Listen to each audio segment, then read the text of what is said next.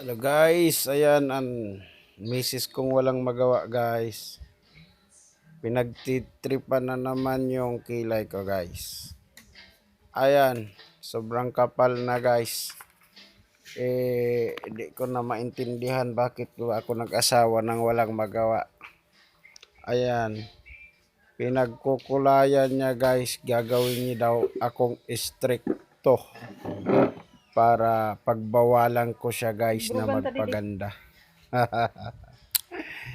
Ayan, gagawin niya daw akong pogi guys. Ayan, kinakaliwa niya yung pagsusulat guys. Pogi na nga, pinapapogi pa. Baka masobrahan tayo sa pogi. Maging cute na lang. Ang init kasi guys, walang magawa. Kaya, yan na lang, pakit-cute, pakindat-kindat.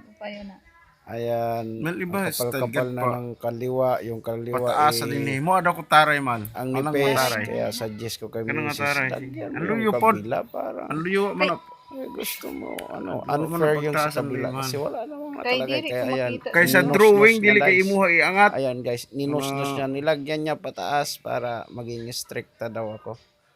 Stricto. Para wala gaanong lumapit na chicks guys.